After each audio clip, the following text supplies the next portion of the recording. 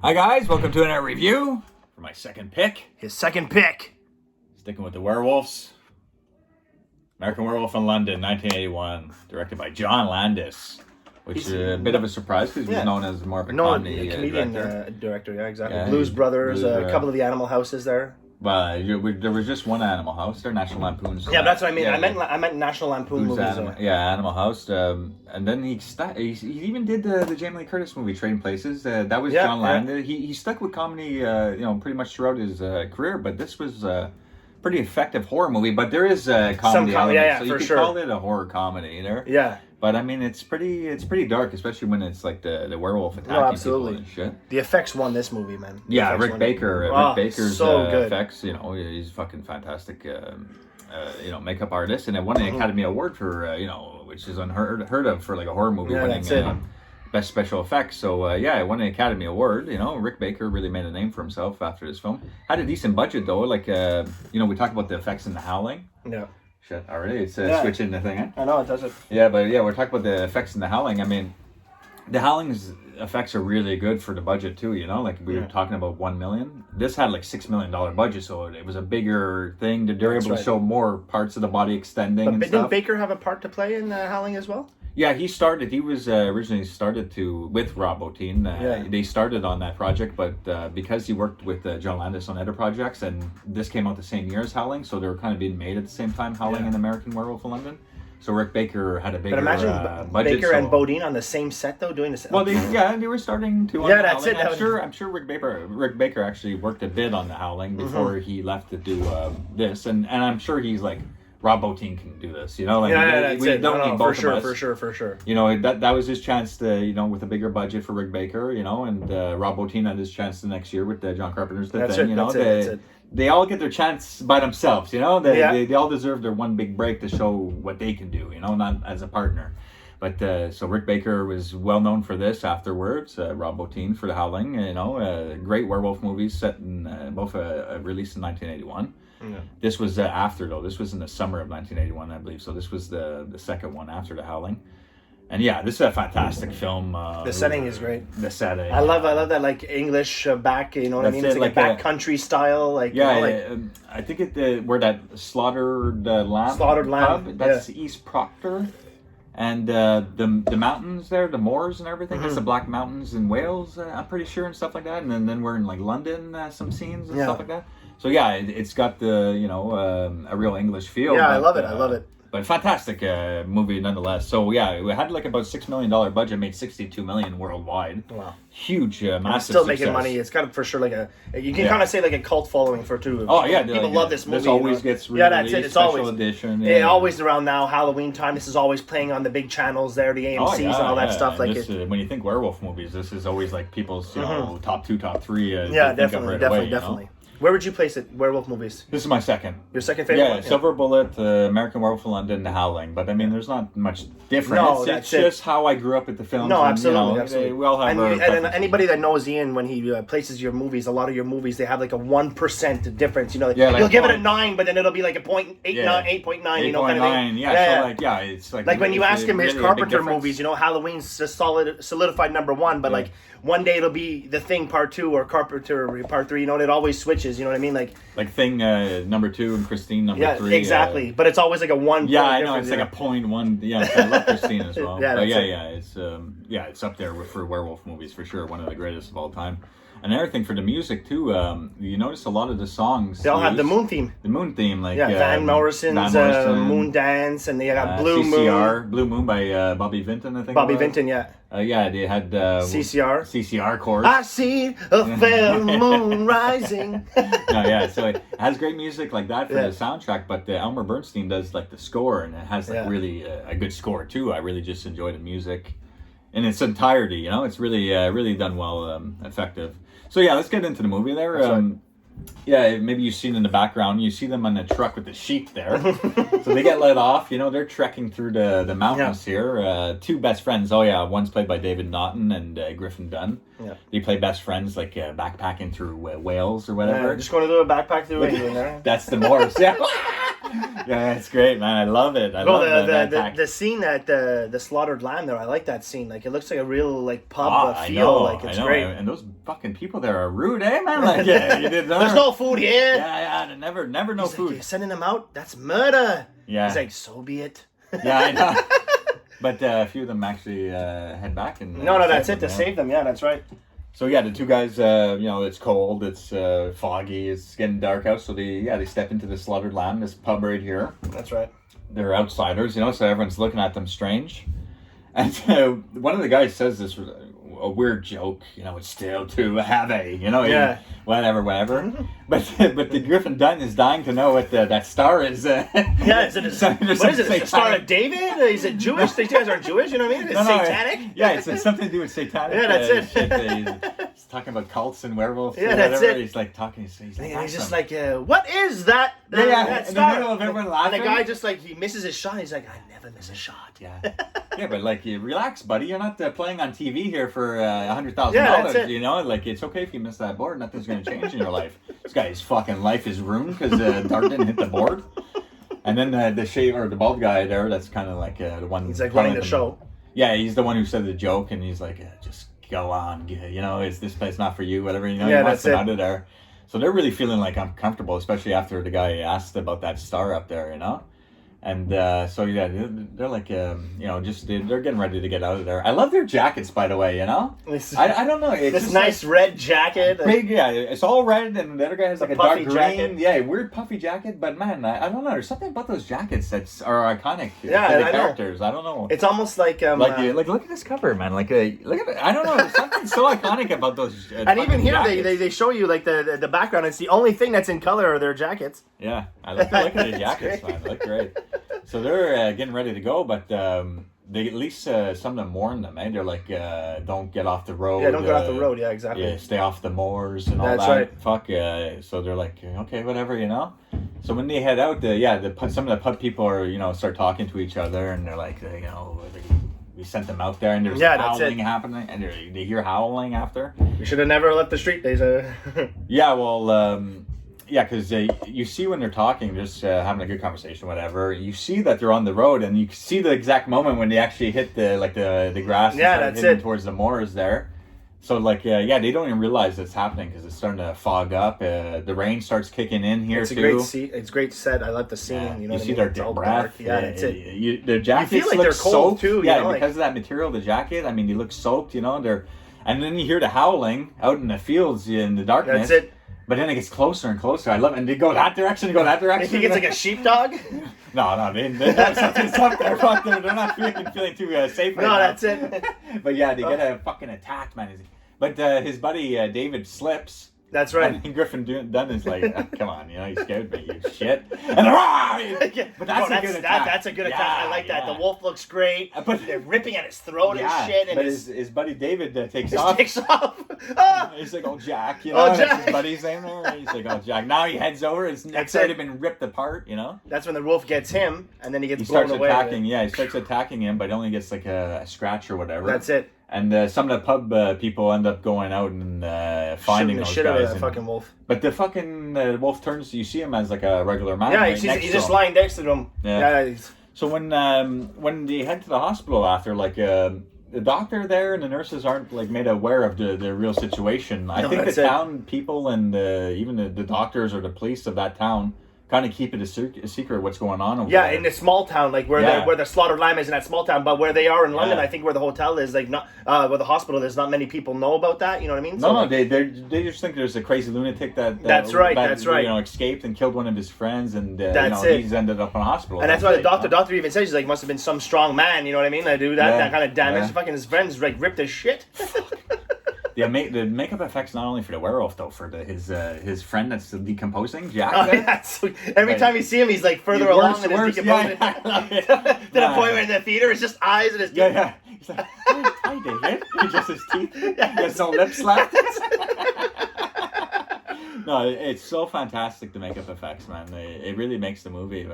But the setting too. I mean, it's really cool to be in London, and it's not really the usual practice for a horror movie, to be overseas like that, But so when he's in the hospital, there's a couple dream sequences he has. He's just like running through the forest because he doesn't know naked. He doesn't know he's a werewolf or turning into a werewolf. Yeah, that's it. Well, I like the little scare though, the one where he's in bed. Yeah, and the nurse is there, and he just sees. He's like a quick little makeup effect. He looks like a werewolf demon or whatever. Yeah. There's one where he's running naked. The Nazi werewolves just shoot up the house. You don't expect that at all. He's just sitting there having dinner. They open up the door. But that's like the comedy kind of like the slapstick comedy element that John Landis is bringing. Fucking mow down the whole family. But the one that makes me laugh is when I think he's running naked through the woods and he bites like the fucking deer's head. Yeah, he's got the deer's leg. It's got this crazy music though for that too. I like the music for that scene. He's like by a tree, so stupid. And that nurse there, played by Jenny Guder. No, I like the nurse's assistant. She's just like, I know he's Jewish. Well, how do you know? She's like, I checked. And you know that, man. And checking, checking out his naked body.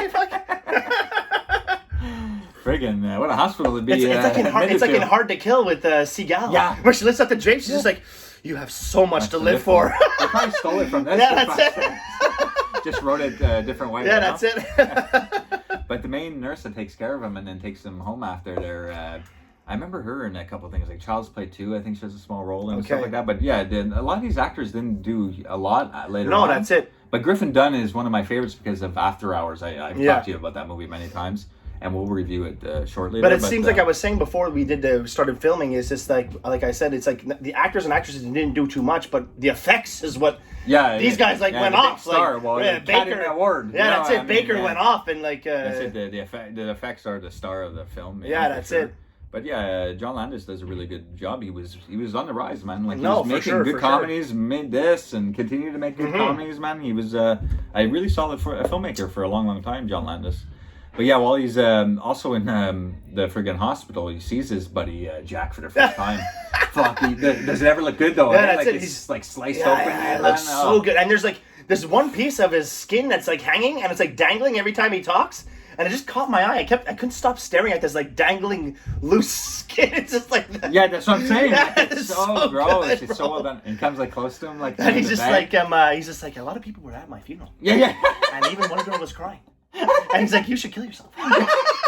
He's like, I'm in limbo because of you. I need that line of werewolves to all die off I can like ascend or descend. Yeah, he's just like, you know how boring it is? He's like, I can't talk to anybody.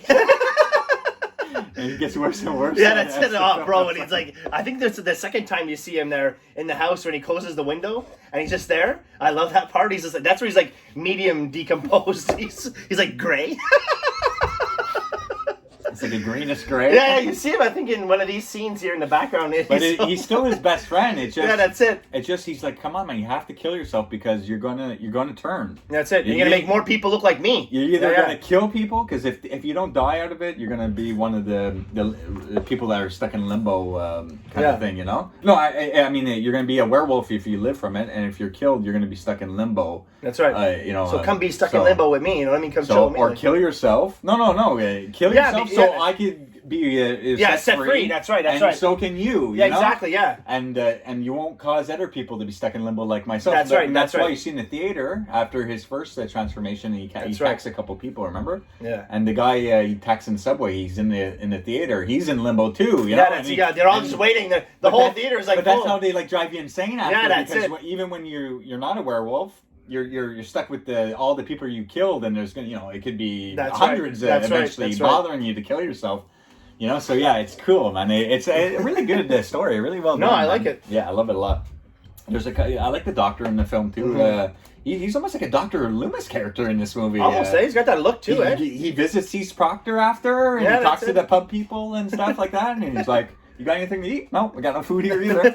And he gets a beer. Maybe they stole that like character from Loomis. They said that maybe. Act like John Loomis. Landis was good friends with Carpenter back in the 80s. A lot of them hung out. Mick Garris, David Cronenberg hung out with those guys back in the day.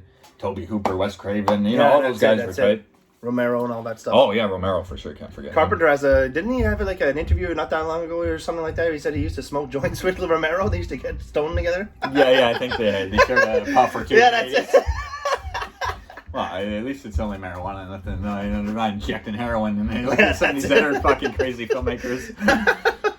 But so after there's a couple scenes with some cops too. There's a bumbling. There's a veteran detective who's always calm. And he's like fed up with it. It seems like he's fed up with life. And then there's a younger cop who's more energetic, but he's a bumbling idiot.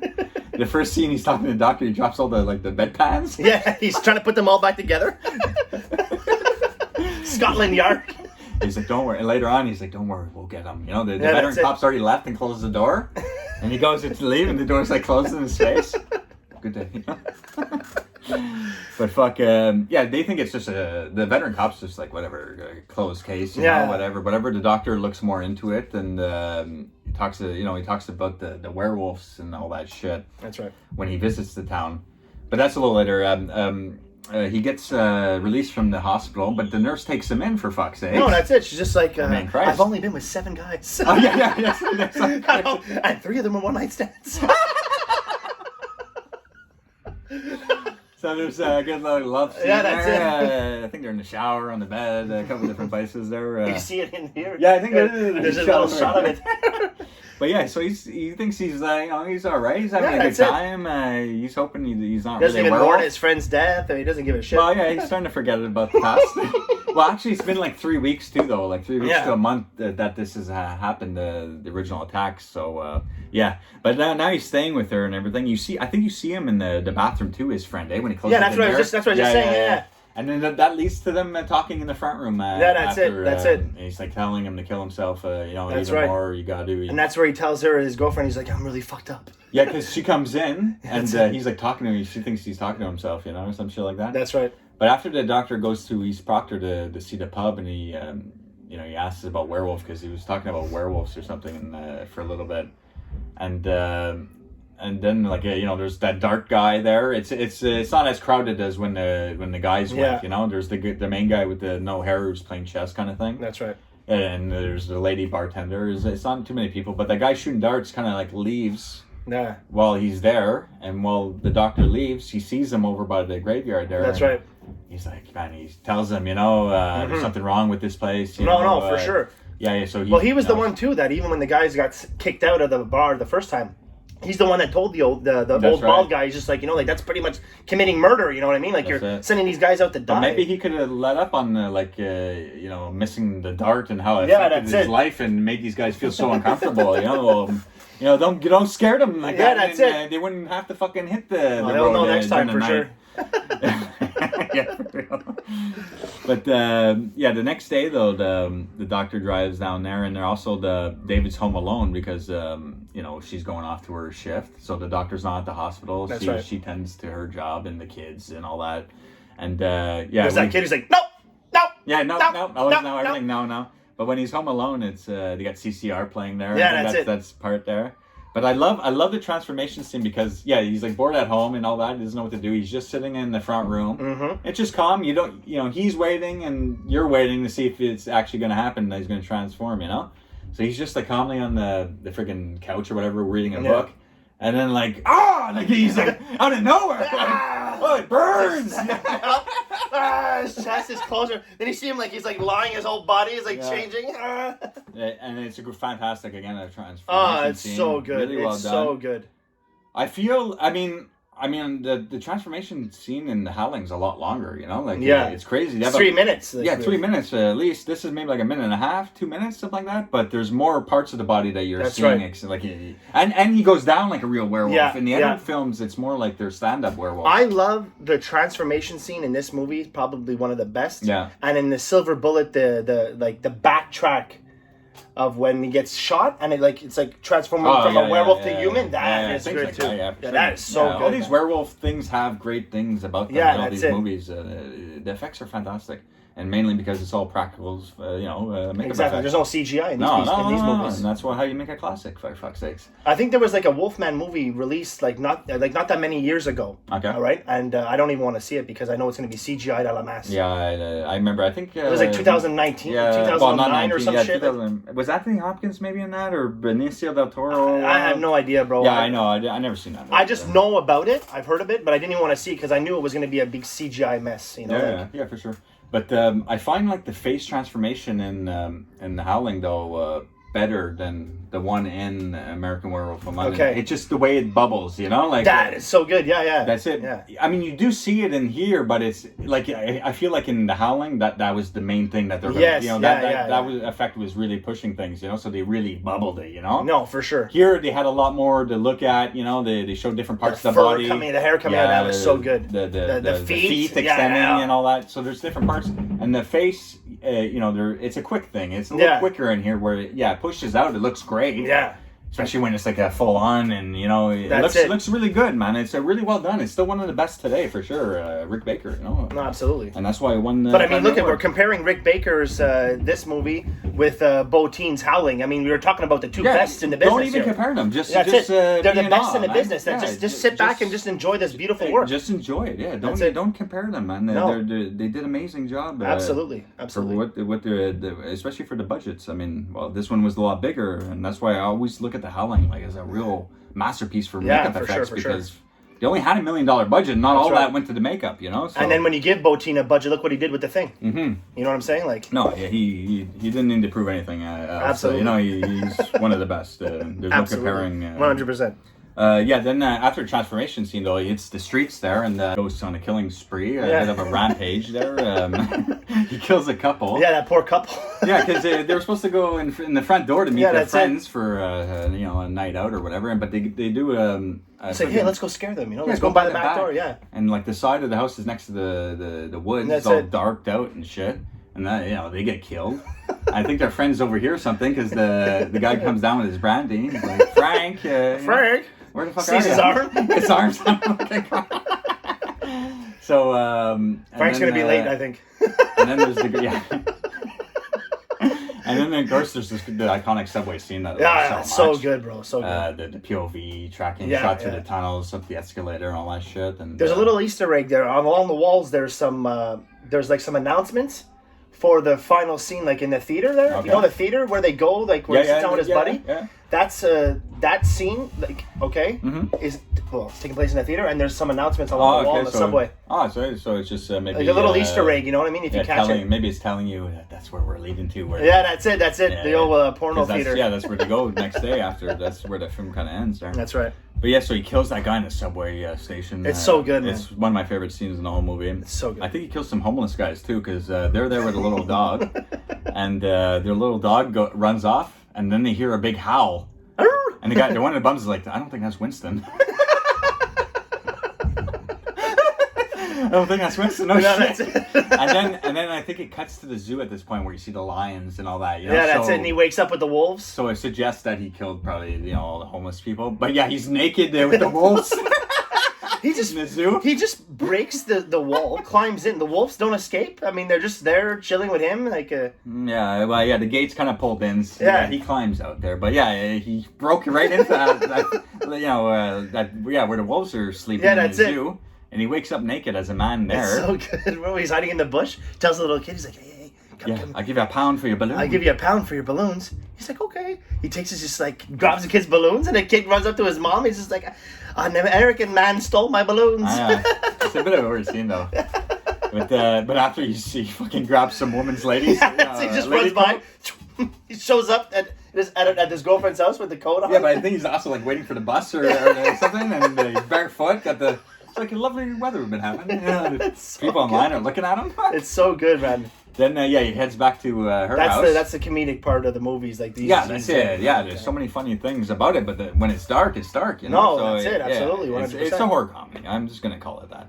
But so when he heads back and he sees the nurse, because the doctor's been calling the nurse, like, have you seen him? And she's like, no, he's missing, and he just shows up in great spirits. He's feeling great. He can't remember what the fuck happened that night, but he woke up naked in the zoo. And so the doctor calls, and he's there now. And so he's a bit nervous though, the doctor. He thinks he is like a werewolf, you know, he's got the sense that he is and everything. And he's like, is he acting psychotic? You know? Yeah, that's it. So, but he's feeling good, and they hit the streets, you know, to have a nice day. And while they're in the taxi, the guy's like, "You heard about the murders last night? Real lunatic out there." Yeah. And then David starts like panicking. He's like, "Oh, I'm the killer. Like I'm the killer." Yeah, right? He's like, "It had to have been me, you know." Jack's right. Who he told me I was gonna, you know, kill all these people and shit, you know. So he has a panic attack, starts running around in the middle of the city. You're trying to get arrested, pretty much, and the cop won't do it. He's just like, the queen's a bitch. Yeah. Arrest me. So he's making a big scene and everything. It's like the prince is a fag. He's going off, like he's screaming all these craziness. It's just to get arrested. Yeah, I know. He's like trying to just do whatever he can. He's like, he wants to be locked up and not hurt anyone, kind of thing. But so he runs off there and he's by himself. But this is a bit sad though, you know, like these scenes when he goes to the phone booth, he calls home, you know, back to his folks in America. He's talking to his little sister. Yeah, a 10-year-old there, and you kind of remember, you know, this 3 weeks ago he was just a kid on vacation, pretty much, right, and he's pretty much, you know, has to die, you know, like, and he's calling back home. He doesn't get to say bye to his parents. He just like leaves the message. Yeah, and it's like, and he's like trying to almost commit suicide in the phone booth, but he doesn't have the guts. And then you see his buddy across the street by the porn theater. Hi. Yeah, he's just waving at him. I knew I'd see you again, kind of thing, you know. So this is where he's really got like them. Like this is his eyes. Great movie. Great movie. great story. So they're sitting in this nude fucking XXX theater, and now we're starting to see other people that he killed. In the theater, that's right. They're all sitting there, all looking at him like they're a little fresher, like how his buddy was, like in the hospital. Yeah. So, he's pretty much the same. But at least thing. He's got people to talk to now, at least. He said he was kind of bored. He was bored, he had no one to talk to. He's got all these people that he's destroyed. Yeah, but he's going to be decomposing at that rate. Fuck. He won't be walking around talking very much longer. He doesn't even have lips at this point. No. There's some teeth in his jaw. Fuck. No, but the effects are so good, though, that you see inside his face and stuff. It's so good. And then there's another huge transformation scene, of course. Yeah. Right in the theater, he breaks out, man. It's crazy. He like breaks through the front doors, I think. Yeah. And he starts attacking people in the street. That's right. Everyone's in hysterics. Fuck, you know what the hell is this thing attacking people? But they're able, like the cops corner it in like in the alleyway. Like. And this part's kind of sad too. You know, the nurse shows up and she's like, "David, you know, I love you," and you kind of get the sense that the werewolf like. You know, understands he senses it, and knows who she is, but he lunges for her or them, you know, at the end, regardless, you know, and they have to blow him away. Fuck, so it's pretty sad, you know. No, it is overall, but I mean, it's a fantastic werewolf movie. I mean, no, it's for sure, one of the best of all time. It's definitely one of the best. But I don't think we missed too much there. No. Pretty much got it all there. Another fantastic werewolf movie. We have to get those three out of the way. Now we'll switch it up with my next pick, and then. It'll be your 3 picks, and we'll get out of horror for a bit. Yeah, we're out of Halloween season now, so So November. After your pick, I'm not sure what it is. We don't know what it is yet. But after my 3 picks, doesn't mean we're not going to still do horror movies. It's just October I wanted to focus mainly on horror. We try to do as many as possible. And Christmas time we'll do some Christmas movies, or just like Christmas winter. Vacation. It's so good. Or Storm in the Century. 6 hours. 6-hour review. The review would be like 3 hours. We're gonna have to break it down. Like your 3 picks are gonna have to be Storm in the Century. That's it. Part 1, Part 2, Part 3. That's true. I didn't think about that. Well, definitely Die Hard's gonna be there. Well, Die Hard 1 and 2 we'll probably have to do around the holidays for sure. Anyways, guys, we're rambling here. Thanks for watching. Take care. You enjoyed. Have a good night. Thank you.